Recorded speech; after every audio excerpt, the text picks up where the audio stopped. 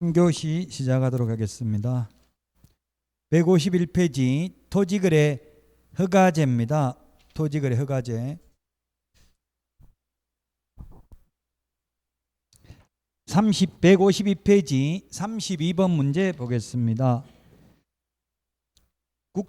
32번에 1번 152페이지 틀린 것은 했는데 1번 국토교통부 장관 또는 시도지사는 토지의 투기적인 거래가 성행하거나 지가가 급격히 상승하는 지역과 그러한 우려가 있는 지역으로서 5년 이내 밑줄 5년 동안이 아니라 5년 이내 기간을 정하여 허가구역으로 지정할 수 있습니다. 보통 판교 같은 데가 3년 지정됐다가 계속 재지정됐었습니다. 처음부터 5년은 잘 안 하더라고요.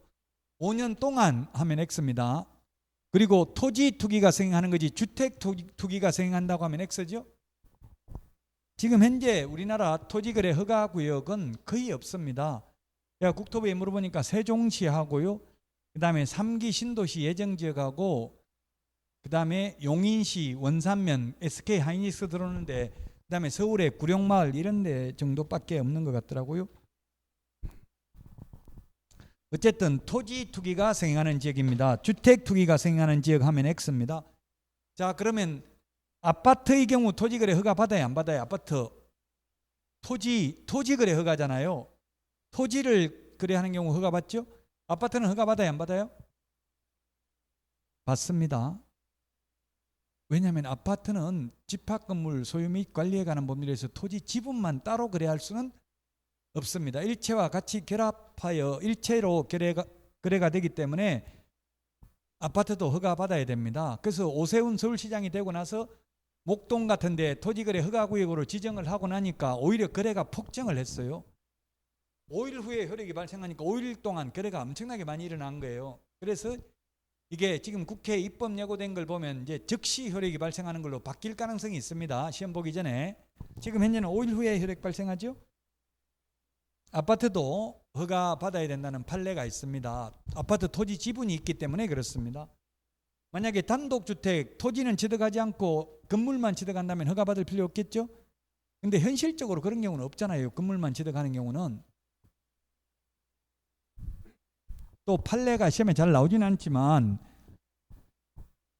만약에 토지와 건물 단독주택 허가 신청했는데 불허가 처분을 받으니까 이제 그러면 토지는 취득 안 하고 건물만 취득하겠다 하는 것은 불가능하다는 게 판례의 태도입니다. 2번 허가구역이 둘 이상의 시도에 걸쳐 있는 경우는 장관이 지정을 하고요. 그 다음에 3번 같은 시도에 있는 경우에는 시도지사가 지정하는 게 원칙입니다. 같은 시도 안에 있어도 예외적으로 국토교통부 장관이 직접 지정할 수도 있습니다. 세종특별자치시 같은 경우에는 국토부 장관이 지정을 했답니다. 그게 지금 4번에 있고요. 5번 허가구역 지정 사유가 없어졌다고 인정되면 중앙도시계획위원회 심의를 거치지 않고 X입니다. 해제할 수 있다 했는데 지정 절차, 해제 절차, 축소 절차, 재지정 절차가 똑같습니다. 다 지정, 해제하기 전에 도시계획위원회 심의를 거쳐야 되죠.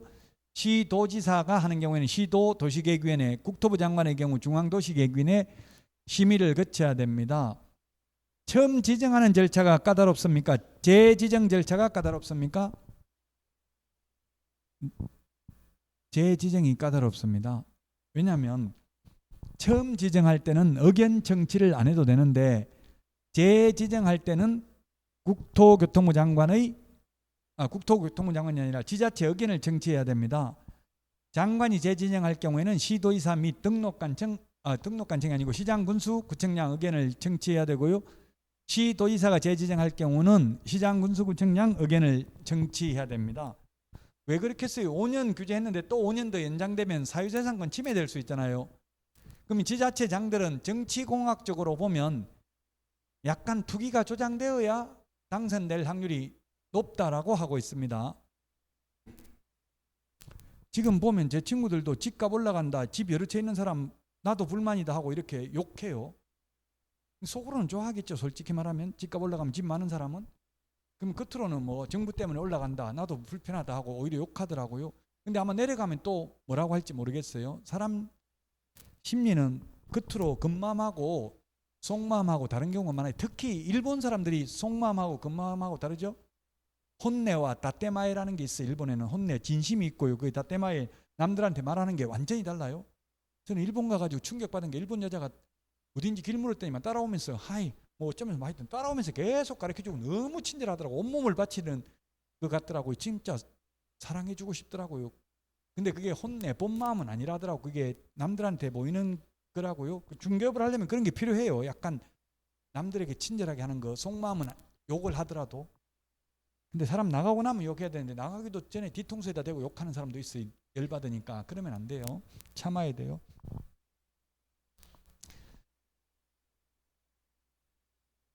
자, 그래서 32번에는 답이 5번이 되겠습니다. 지정 절차, 재지정 절차, 축소, 해제 전부 다 똑같은데 다만 재지정 절차가 가장 까다롭다. 재지정의 경우에는 지자체장의 의견을 청취해야 된다. 그 지자체장들은 의견 청취하면 가급적이면 재지정 하지 말라고 할 가능성이 많죠. 또 지정하면은 당선될 확률이 떨어지니까. 자, 그 다음에 33번입니다. 틀린 것은 했는데 도시계획위원회 심의 거쳐야 되고요. 지정하려면. 그 다음에 재지정할 때는 의견 청취해야 된다고 했고요. 3번에 지정을 한 경우에는 지체 없이 공고해야 되고요. 공고하고 나면 5일 후에 효력이 발생합니다. 지금 현재는. 4번 국토부 장관은 공고 내용을 시도지사를 거쳐서 시장군수구청장에게 통지하고 시도지사는 국토교통부 장관, 시장군수구청장에게 통지해야 됩니다. 만약 시도지사가 지정을 했다면. 그 다음에 5번 통지를 받은 시장군수구청장은 지체 없이 그 공고 내용을 허가구역을 관할하는 등기소장에게 통지해야 되며 지체 없이 그 사실을 15일이 아니라 7일 이상 공고하고 15일간 일반이 열람할 수 있도록 해야 됩니다. 암기 프린터 39번에 15번에 있네요. 39번에 15번. 7공주파, 7공주 이렇게 암기하라고 했어요. 7공주, 7일 이상 공고 15일간 열람이라고 지금 반대로 했죠. 7공주파, 암기 프린터 39번에 15번.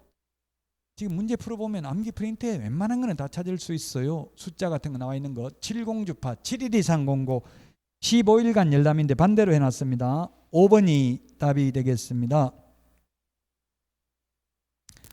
자, 그 다음에 34번입니다. 틀린 것은 했는데 토지거래 허가를 받으려면 허가신청서에 토지이용계획, 취득자금 조달계획 등을 적어서 제출해야 되고요. 시장군수구청장에게.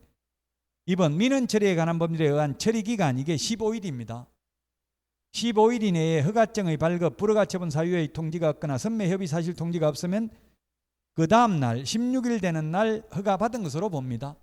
그 다음 날입니다. 당일이 아니고요. 끝나는 날이 아니라 끝나는 날의 다음 날 밑줄 치세요. 다음 날 허가 받은 것으로 봅니다. 3번 허가 처분에 이의가 있는 자는 처분받은 고지를 받은 날로부터 1개월 이내입니다. 1개월 동그라미 하세요. 1개월. 우리 암기 프린터 45번에 1개월이 있죠. 45번. 45번에 1개월 보면 45번에 4번, 5번, 6번, 7번, 8번 5개가 있습니다. 1개월이. 이신청 1개월 이내, 매수 청구 1개월 이내, 선매 협의 완료 1개월 이내, 선매 협의 완료 조서 제출도 1개월 이내, 선매자 지정 통지도 1개월 이내. 근데 30일은 딱 하나 있네요. 암기 프린터 35번에 8번인가요? 이행강제금 부과에 대한 이신청은 30일 이내 딱 하나 있습니다. 나머지는 다 1개월입니다.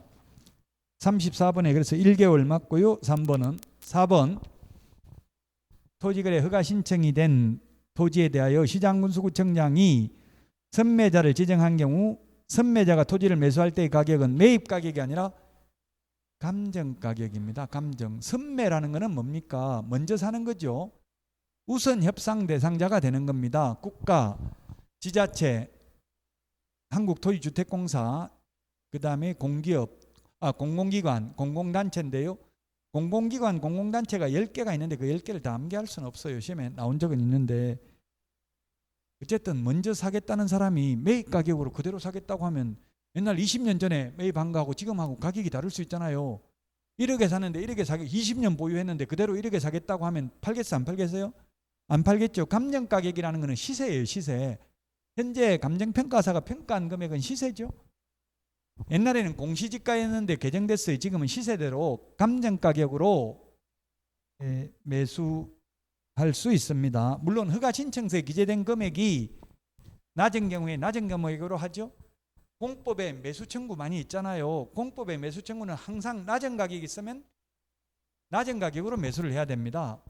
예를 들면 농지법에서도 농사를 안 지으면 1년 안에 처분해야 되잖아요. 처분 안 하면 처분 명령을 하고 최초 처분 명령이 있은 날로부터 6개월 안에 처분 안 하면 이행강제금을 부과하죠. 그러면 한국농어촌공사에 매수 청구를 하면 이행강제금 부과를 안 해요. 한국농어촌공사에 매수 청구했을 때도 낮은 가격이 있으면 낮은 가격으로 역시 매수를 해야 됩니다. 매수하게 할 수 있습니다. 왜 그렇겠어요? 공무원이나 그 공공기관 직원들은, 공공단체 직원들은 자기 돈 들어가는 거 아니니까 비싸게 사주고 리베이트를 받을 가능성이 많잖아요. 리베이트를 현업에서는 R이다 이런 말을 하죠. 뭐 R 받는다 이런 말, R 받는다 이런 말을 많이 하더라고요. 리베이트 받는 거는 중개보수가 아니면 법 위반은 아니죠. 예를 들면 분양대행하고 리베이트 받는 거, 분양대행 수수료 받는 거 이런 거는 중개보수 아니니까 많이 받아도 상관없습니다. 4번이 틀렸습니다. 매입 가격이 아니라 감정 가격. 불허가 처분을 받아서 매수 청구할 때 매수 가격은 공시지가죠. 그거는 왜냐하면 불허가 처분을 받아서 팔 사람이 못 파니까 싸게라도 팔겠다고 할 거 아니에요. 그러니까 싼 가격으로. 근데 이건 다른 사람이 1억에 살 사람이 있는데 매입 가격 5천만 원, 옛날에 5천만 원 주고 샀으니까 내가 5천만 원에 먼저 살게 이러면 아무도 안 판다고 하고 하겠죠. 그래서 감정 가격입니다. 4번이 답입니다. 5번은 앞에 했던 내용이고요. 35번 이게 기출문제에 나오긴 했는데 굉장히 어렵죠. 우리 지금 35번에 난이도가 아주 쉽다고 하라고 적어놨는데요. 모르겠어요. 저는 이 강의를 안 했기 때문에 저한테 강의 안 들어봤잖아요. 이거 처음 듣잖아요. 그래서 저는 어렵다고 보는데 이게 왜 어려우냐 하면 허가 신청서 서식을 봐야 있는 거거든요. 신청서 서식에 법조문에 있는 게 아니고 우리가 서식이 한두 개가 아니잖아요. 수십 개 되는 서식 중에서 시험에 꼭 나오는 거는 확인설명서, 전속중개계약서, 부동산거래 신고서 3개 서식 정도만 시험에 나오는데 그 외의 서식이 한 문제 정도 시험에 나와요. 간혹. 나오는데 그걸 다 볼 수는 없잖아요. 한 문제 맞추려고. 그래서 저는 어렵다고 봐요. 물론 답은 2번입니다. 거래를 중개한 개업공개사 성명, 주소 이런 거는 허가 신청서에 적지 않습니다. 우리 부동산 거래 신고할 때는 개업공개사 인적사항 기재하잖아요. 근데 토지거래 허가 신청서에는 개업공개사 인적사항 적는 난이 없습니다. 답은 2번인데 요거는 토지거래 허가 신청서 서식을 봐야 알 수 있기 때문에 저는 어렵다고 생각합니다. 결국 제가 어렵다는 말은 시험에는 잘 안 나온다는 뜻입니다. 딱 한 번 나왔습니다. 한 번. 자, 그 다음에 154페이지 36번도 이게 옛날에 공법에 나왔습니다. 아직 우리 중개실무에는 시험에 나온 적이 없습니다. 중개실무는 2017년도부터 도입됐으니까 몇 년 안 됐잖아요. 그래서 아직 나오지는 않았습니다. 허가구역으로 지정할 수 있는 지역인데요. 전부 다 답인데요. 5번인데 일단 보겠습니다. 광역도시계획, 도시군 기본계획, 도시군 관리계획 등 토지 이용계획이 새로이 수립되거나 변경되는 경우. 그렇죠. 이렇게 도시계획에 의해서 개발할, 이게 허가구역을 지정되면 개발할 거 땅값이 올라갈 지역에 지정하는 거잖아요. 맞습니다. 기억. 니은은 법령의 제정, 개정, 폐지 또는 그에 따른 고시공고로 인하여 토지 이용계획에 대한 행위자니 완화 네모하세요. 완화되거나 해제되는 지역인데 시험에 공법 옛날에 강화되는 지역 X로 나왔어요. 행위제한이 강화되면 땅값이 올라가요, 내려가요? 내려가니까 허가구역 지정할 필요 없겠죠? 행위제한이 완화되는 경우 개발제한구역이 해제된다든지 이렇게 하면 땅값이 올라갈 가능성이 있죠.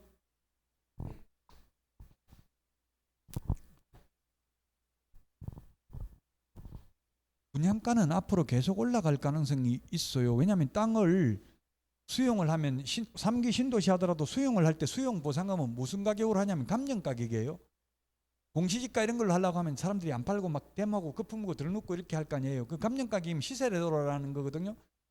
신도시 발표해버리면 감정 가격이 올라가 버리잖아요. 시세가. 그러니까 비싸게 수용할 수밖에 없어요. 그러니까 계속 분양가는 올라갈 가능성이 많아요. 지금 엄청나게 건설 회사들은 이렇게 표준 건축비를 엄청나게 평당 많이 해주는 거거든요. 지금 표준 건축비가 600만 원이 넘어요. 평당.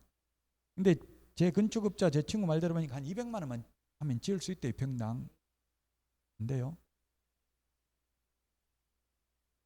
600만 원 돼야 돼요? 얼마? 600 돼야 돼요. 그러면?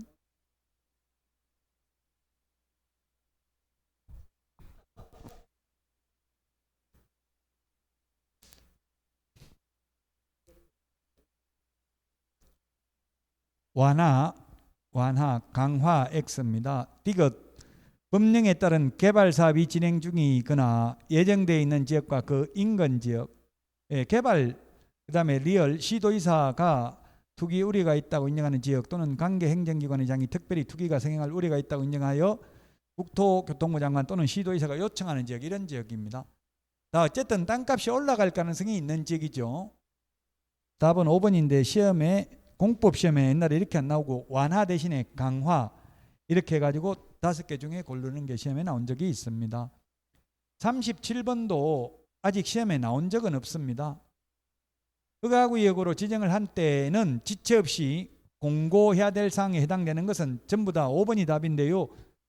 허가구역의 지정기간 5년이냐 3년이냐, 그 다음에 허가구역 내 토지의 소재지, 지번, 지목, 면적, 용도지역, 그 다음에 디귿 허가구역에 대한 축척 5만 분의 1 또는 2만 5천 분의 1의 지형도, 지적도, 임야도는 평면도인데 지형도는 등구선까지 다 나오죠. 지형도, 그 다음에 허가 면제 대상 토지 면적, 허가 대상 면적을 10%에서 300%까지 조정할 수 있잖아요. 5번입니다. 아직 36, 37번이 시험에 나온 적은 없습니다. 2017년에 도입됐으니까 아직 나온 적은 없겠죠.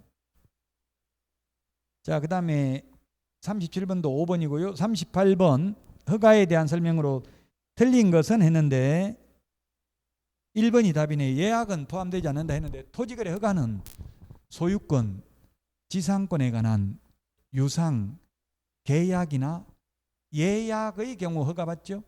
가등기도 허가받아야 됩니다. 지상권도 유상이면 허가받아야 됩니다. 소유권, 지상권에 관한 유상 계약이나 예약입니다. 예약. 가로 안에 예약은 포함되지 않는다 해서 X죠. 예약은 가등기라고요. 가등기 하는 경우에도 허가받아야 됩니다. 거래 당사자가 공동으로 시장군수구청장 허가받아야 됩니다. 허가구역 지정권자는 국토교통부 장관 또는 시도지사고요. 허가권자는 시장군수구청장이죠. 따라서 1번이 틀린 정답이 되겠습니다. 2번 용도별 면적 이하 토지에 대한 토지거래에 관해서는 허가받을 필요 없습니다. 그 다음에 3번 민원 처리에 관한 법률에 관한 처리기간 내에, 즉 15일 이내에 신청인에게 선매 절차가 진행 중인 경우 알려야 됩니다. 15일 이내에 허가 처분하거나 불허가 처분하거나 선매 협의 사실을 통지하거나 셋 중에 하나는 해야 되죠. 안 하면 16일 되면 허가받은 것으로 봅니다. 그 다음에 4번에 자금 조달 계획이 변경된 경우 토지, 취득 토지에 대한 등기일까지 시장군수구청장에게 변경사항을 제출할 수 있습니다. 5번 시장군수구청장은 허가 신청을 받으면 15일 이내에 허가 또는 불허가 처분을 하고 불허가 처분을 하는 경우 서면으로 불허가 처분 사유를 알려야 됩니다. 1번이 답이 되겠습니다. 소유권, 지상권에 관한 유상 계약이나 예약입니다. 39번도 똑같은 건데 답 5번입니다. 그래서 소유권, 지상권에 관한 유상 계약이나 예약의 경우 허가받아야 됩니다. 40번 이거는 지금 풀지 않겠습니다. 왜냐하면 입법 예고가 돼 있고 지금 바뀔 예정입니다. 시행령이기 때문에 이건 거의 확실시돼요. 바뀔 게 면적이. 대지 분할 최소 면적으로 이게 바뀔 예정이 면적이 더 줄어들어요, 지금보다. 그래서 지금 이거 알고 암기 프린트 32번에 정리는 해놨는데요. 주거 180 이런 거 지금 암기하면 안 돼요. 주거가 더 그러니까 애우지 말고 이제 가만히 있으라고 확정되고 나면 다시 알려드리겠습니다. 자, 그 다음에 41번입니다. 41번은 맨 마지막에 5번만 답을 보면 불허가 처분을 받아서 매수 청구할 때 매수 가격은 공시지가라고 했죠. 선매 가격은 뭐라고 했습니까? 감정가격이라고 했습니다. 선매 가격은 감정가격. 자, 그 다음에 44번 보겠습니다. 이걸 다 암기하기는 좀 어렵습니다. 지금 수십 개가 됩니다. 허가 안 받아도 되는 경우 기업, 공익사업을 위한 토지 취득 및 보상에 관한 법률에서 수용되는 경우 허가 받을 필요 없겠죠. 지금 3기 신도시로 수용되는데 뭐 허가 받을 필요 없을 겁니다. 상식적으로. 민사집행법에 의한 경매 허가 받을 필요 없습니다. 그 다음에 국세, 지방세 체납처분에 의한 강제집행, 압류부동산 공매입니다. 압류부동산 공매. 압류부동산 공매도 허가받을 필요 없고요. 그 미음에 기업의 비업무용 부동산 공매는 3번 이상 유찰된 경우에는 이제 4번째는 허가 안 받아도 됩니다. 그 다음에 리얼에 외국인 특례에 따라 허가받은 경우, 제가 아까 허가나 신고 외국인이라도 한 번만 받으면 된다고 했잖아요. 군문자야 군사기지 및 군사시설 보호구역에서 허가를 한 번 받았다면 국토부 장관이나 시도의사가 허가구역으로 지정했다 하더라도 또 허가 2번씩이나 받을 필요는 없다는 이야기입니다. 답 5번 모두 다 해당되는데요. 이걸 다 암기하기는 어렵습니다. 굉장히 많습니다. 허가 안 받아도 되는 예외. 뭐 예를 들면 채비지, 보류지 처분하는 경우 도시 및 주관경영비법 등에 의해서 이런 경우도 허가 안 받죠. 국유재산 공개입찰의 방식으로 매각하는 경우 이런 경우도 허가 안 받습니다. 어제 뉴스에 보니까 박근혜 전 대통령 사저가 공매로 낙찰됐더라고요. 감정가보다 7억 높게 써냈더라고요. 근데 이해관계인이 낙찰받았다라고 추정하더라고요. 차순위 매수 신고인이 가세인이에요. 가로세로 연구소 강용석 변호사가 대표로 있는 거기서 차순위 매수 신고했더라고요. 각하 나오면 낙찰받아서 살구로 드리겠다 이런 식으로 뭐 이야기를 하더라고요. 참 잘 살은 것 같아요. 저도 누가 감옥에 있다 나오면 살 집 좀 마련해 주면 좋겠는데 어제 뉴스에 보니까 또 어떤 젊은 분은 30대 젊은 남자분은 통장에 500 얼마밖에 없는데 애가 생일날 피자 먹고 싶다고 해서 피자집 사장한테 다음에 기초생활 수급비 나오면 드리겠으니까 좀 미리 좀 주면 안 되겠냐 하니까 공짜로 줬다고 그걸 보고 이제 울다가 제 잠을 늦게 잤어요. 눈물이 나서 500 저도 좀 주고 싶더라고. 500 저도 돈 없기는 하지만 통장에 500 얼마밖에 안 남아 있다더라고요. 네, 500은 5,000원도 아니고. 여자분들은 잔인해요. 여자분들은 가구 없고 남자 혼자 애 키우면서 여자분들은 잔인하다기보다 뭐 어쩔 수 없이 혼자서 여자 혼자 애 키우면서 우리나라 살기 어려우니까 그냥 남자가 키우는 경우가 많더라고요.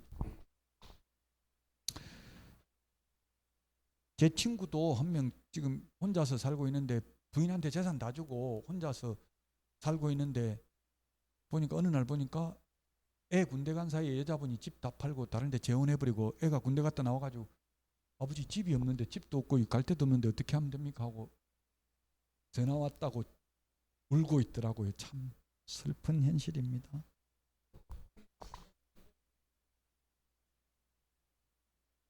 눈물 어제 그랬으면 제가 많이 울었어요. 44번에 5번입니다. 44번에 5번. 45번은 이게 중요한 게 4번 답만 보면 되겠습니다. 선매 아까도 앞에도 말했죠. 선매 가격은 감정 가격. 불허가 처분을 받아서 매수 청구했을 때 매수 가격은 공시지가. 이거는 꼭 기억해야 돼요. 그건 상식적으로 봐도 알 수 있어요. 먼저 살려면 비싸게 사야 되겠죠. 시세 비싸다기보다는 공시지가보다는 비싸야 되지. 공시지가는 시세보다 낮게 돼 있겠죠. 대부분.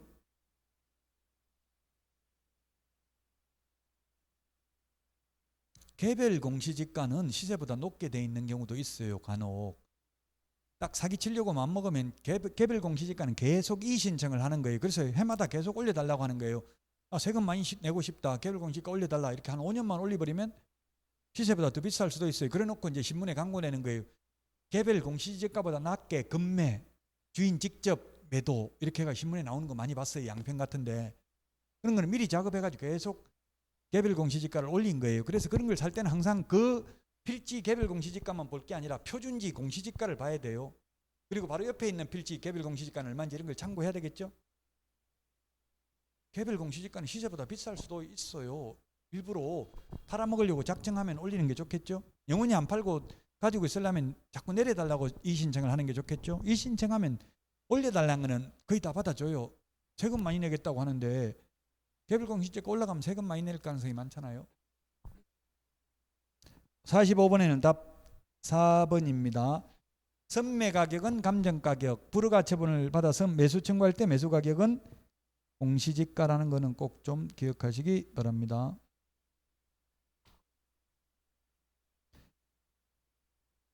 자, 그 다음에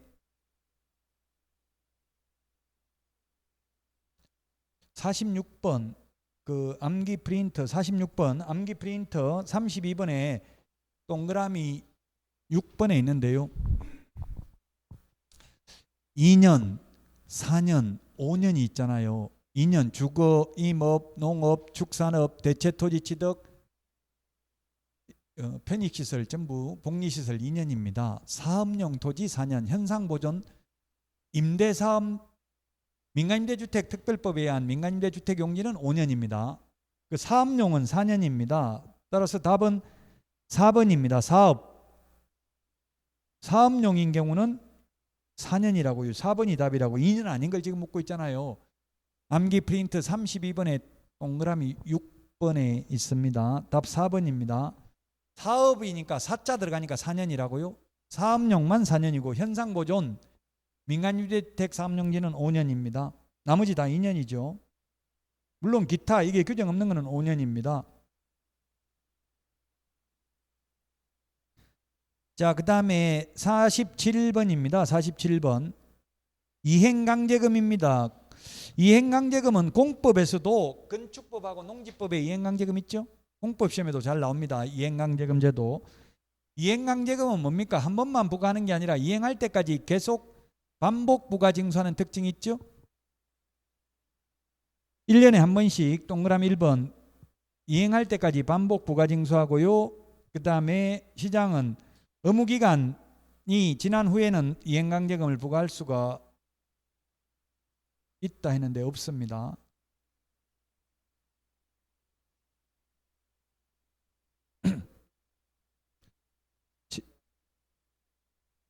최초의 의무 위반이 있었던 날이 아니라 최초 이행명령이 있었던 날, 이행명령이 있었던 날을 기준으로 3개월 이내 기간을 정해서 서면으로 이행명령을 해야 되죠. 그 최초 이행명령이 있었던 날로부터 1년에 한 번씩 반복 부과 징수하고요. 2번은 의무기간 끝나면 부과할 수가 없고요.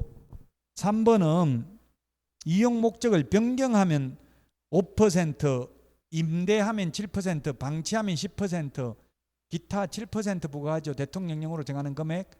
아직 이게 우리 중개 실무에 나온 적은 없습니다. 이게 그래서 47번이 수정이라고 되어 있잖아요. 원래는 이렇게 구체적으로 7%, 100분의 5 이렇게까지 나온 적은 없습니다. 답 3번입니다. 100분의 5가 아니라 100분의 7, 임대하면 100분의 7입니다. 우리 요약집에 다 있죠.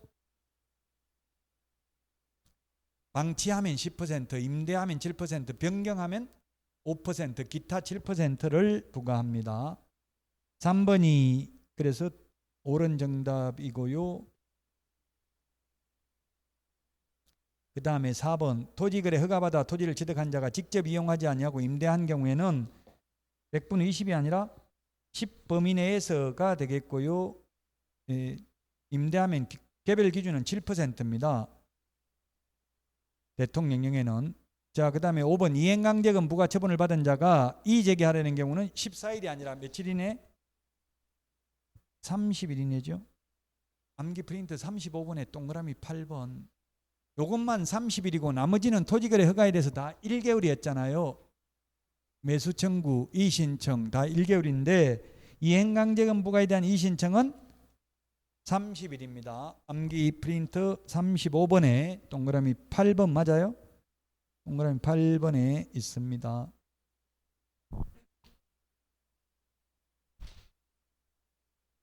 (58번) 이게 58번이 30회 기출 30회 때 시험이 7문제가 나왔습니다. 부동산 거래 신고 등에 관한 법률에서 58번 우리 책에는 하라고 돼 있네. 하. 근데 저는 강의한 적 없죠. 이게 저는 최상입니다. 이거 맞춘 사람 찍어서 맞았지 이거 알고 맞춘 사람 한 명도 없었어요.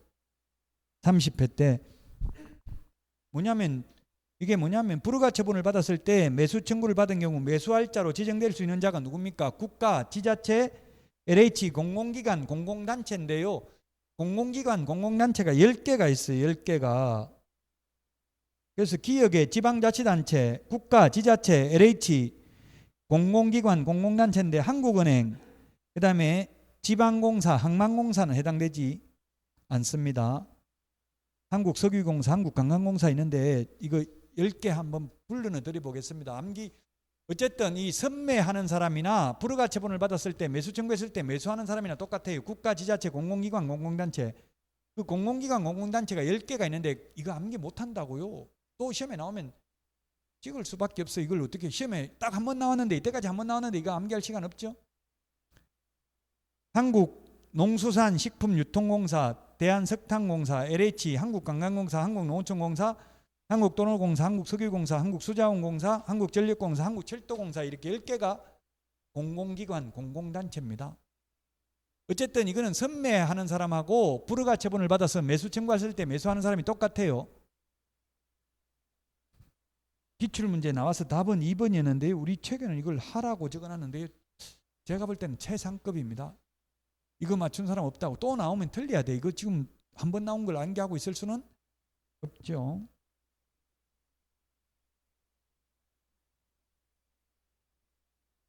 예, 그래서 정답은 2번이기는 합니다. 2번.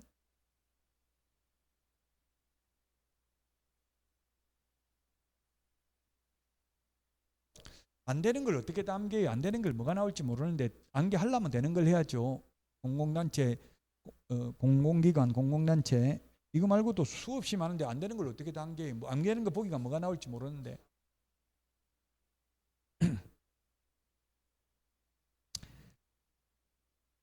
56번 하나만 더 56번 나놓고 그냥 59번 하나만 더 풀고 56번은 그 우리 암기 프린터 55번에 19번 20번에 있어요. 19번 20번 암기 프린터. 즉 외국인 특례에 의해서 허가받지 않거나 부정한 방법으로 허가받은 경우 2년 이하의 징역이나 2천만 원 이하의 벌금이죠. 55번에 20번 19번은 국토교통부 장관이나 시도의사가 지정한 허가구역에서 허가받지 않거나 부정한 방법으로 허가받은 경우는 2년 이하의 징역이나 당해 토지 취득가격의 100분의 30에 상당하는 금액 이하의 벌금에 처하죠. 밑줄 쳐놨습니까? 19번 20번 예, 그 구분하는 문제니까 그냥 생략하고 164페이지 자진신고, 감경, 면제, 리니언시 제도죠. 스스로 고해성사를 하면 내가 다운계약서 적어서 거짓 신고했습니다 하고 자진신고하면 조사 시작되기 전에 자진신고하면 면제, 조사 시작되고 나서 자진신고하면 50% 깎아줍니다. 우리 암기 프린터는 47번에 있습니다. 47번에 보면은 자진신고에도 면제, 감경 대상이 되지 않는 게 47번에 있습니다. 47번에 그 밑에 보면 조사 시작되기 전에는 면제, 조사 시작된 후에는 50% 깎아주고요. 그 밑에 별표에 보니까 1년 이내에 자진신고를 하여 3회 이상 과태료의 감경 면제를 받은 경우 또 네 번째 자진신고하면 면제 감경해주지 않는다. 그래서 59번의 답은 5번입니다. 2회가 아니라 3회 이상 이미 3번이나 면제받고 4번째 하면 자진신고에도 면제 감경 안 해준다. 답은 5번이고요. 자, 1번 보겠습니다. 조사기관은 국토교통부 장관 또는 신고관청을 조사기관이라고 합니다. 시도의사는 포함되지 않죠. 조사기관의 조사가 시작되기 전에 자진신고한 자로서 시작되기 전자 동그라미 하세요. 시작된 전이면 면제, 후면 50% 깎아준다고 했죠. 전자 동그라미 하시고요. 시작되기 전에 자진신고한 자로서 자진신고한 위반 행위가 부동산 거래 신고를 거짓으로 한 자 등이고 신고관청에 단독 거래 당사자가 여러 명인 경우에는 그 일부 또는 전부가 공동으로 신고한 경우를 포함한다로 신고한 최초이자이면서 최초이자 밑줄 최초이자이면서 위반 사실 입증에 필요한 자료 등을 제공하는 등 조사가 끝날 때까지 성실하게 협조해야 면제받을 수 있습니다. 시작되기 전에는 면제, 시작된 후에는 50% 깎아줍니다. 그 다음에 최초이자라고 했습니다. 예를 들면 거짓 신고를 한다는 것은 매수인 매도인 합의가 됐으니까 거짓 신고했겠죠. 매수인 매도인 합의가 돼서 거짓 신고를 했는데 만약에 매수인이 자진 신고를 하는 겁니다. 매도인이 다운계약서 안 적으면 안 한다고 해서 어쩔 수 없이 다운계약서 적었습니다 하면 매수인만 면제해 준다고요. 매도인한테는 부과한다는 이야기죠. 한 명만, 최초 신고한 사람 한 명만 면제해 줍니다. 2번 조사가 시작된 시점은 조사기관이 거래 당사자 또는 개업공개사 등에게 자료 제출 등을 요구하는 서면을 발송 네모 발신주입니다. 도달주의가 아니라 발신주입니다. 발송한 때가 되겠습니다. 발송하기 전에 자진신고했으면 면제, 발송하고 나서 자진신고하면 50% 깎아줍니다. 3번 자진신고하려는 자는 국토교통부령으로 정하는 신고서 및 위반 행위를 입증할 수 있는 서류를 조사기관에 제출해야 되고요. 4번 신고관청은 자진신고를 한 자에 대하여 과태료, 감경 또는 면제 대상에 해당하는지 여부, 감경 또는 면제의 내용 및 사유를 통보해야 된다. 맞습니다. 5번이 정답이고요. 암기 프린트 47번에 보면 자진신고해도 면제 감경 안 되는 거 아까 이야기했죠. 6개. 500만 원 이하의 과태료 3개, 3천만 원 이하의 과태료 3개, 자진신고해도 면제 감경 대상이 아닙니다. 그러면 자진신고해도 면제 감경 대상도 아니며 또한 포상금 지급 대상도 포상금 자진신고하면 면제 감경 대상이 아니면서 또한 포상금 지급 대상에 해당되는 것은 몇 개입니까? 암기 프린트 47번 중에서 이 중에서 포상금 지급에 해당되는 것은 포상금은 암기 프린트 28번에 보면 있죠. 28번에 보면은 포상금 지급 대상이 있습니다. 28번.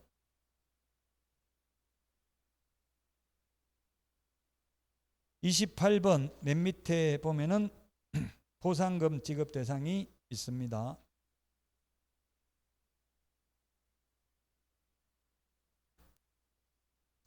뭡니까? 포상금 지급 대상에도 해당되고 자진신고하면 면제 감경 대상에도 해당되지 않는 것은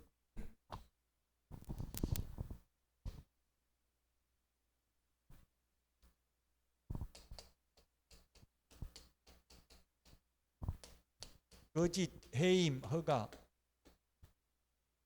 포상금 지급 대상이 암기 프린트 28번에 보면 포상금 지급 대상이 공인중개사법은 7개, 부동산 거래 신고 등에 관한 법률은 6개죠. 거짓 신고한 경우, 그 다음에 거래하지도 않았는데 거짓으로 신고한 경우, 그 다음에 해제되지도 않았는데 거짓으로 해제 신고한 경우, 그 다음에 임대차 신고를 거짓으로 한 경우, 허가받지 아니하거나 부정한 방법으로 허가받은 경우, 허가받은 목적으로 사용하지 않는 경우, 이렇게 6개죠. 그럼 이 포상금 지급 대상에도 해당되며 또한 자진신고해도 면제 감경 대상이 아닌 것은 몇 개냐고요? 답은 3개라고요?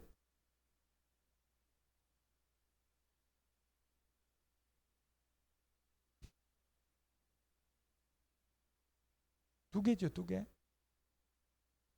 거래하지도 않았는데 거짓으로 부동산 거래 신고한 경우, 해제하지도 않았는데 거짓으로 해제 신고한 경우, 이 2개잖아요, 2개. 2개 아니에요? 봐도 무슨 말인지 모르겠어요. 암기 프린트 47번하고 28번하고 둘 다 해당되는 것, 즉 포상금 지급 대상에 해당되며 또한 자진 신고해도 면제 감경 대상이 아닌 것에 해당되는 거 몇 개냐고요? 이 두 개잖아요. 거래하지도 않았는데 거짓으로 거래 신고한 경우, 해제되지도 않았는데 거짓으로 해제 신고한 경우, 이 두 개는 둘 다 3천만 원 이하가 되고요. 둘 다 포상금 지급 대상이고요. 그 다음에 자진 신고에도 면제 감경 대상에도 해당되지 않습니다.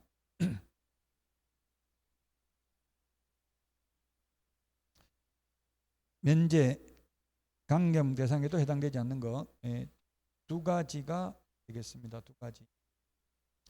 암기 프린트 28번에 보면은 거짓 신고한 경우 미거래 2번에 있네. 2번 미거래 했는데 거짓으로 신고한 경우, 3번 미해제됐는데 거짓으로 해제 신고한 경우, 이 두 개라고요. 그렇죠? 두 개는 포상금 지급 대상이고 또 자진 신고해도 면제 감경 대상이 아니잖아요. 앞으로 9월 달에 이제 문제 좀 더 어려운 거 또 풀어보도록 하겠습니다. 그러니까 좀 어려운 거 약간 충격받고 포기만 안 한다면 어려운 것도 풀어봐야 돼요. 이때까지는 그렇게 어려운 걸 안 했어요. 왜냐하면 포기할까 봐 두려워서. 근데 이제 얼마 안 남았는데 이때까지 잘 참았는데 지금 포기하면 안 되겠죠. 절대로. 자, 여기까지 하고 이제 부동산 거래 신고 등에 관한 법률 다 했습니다.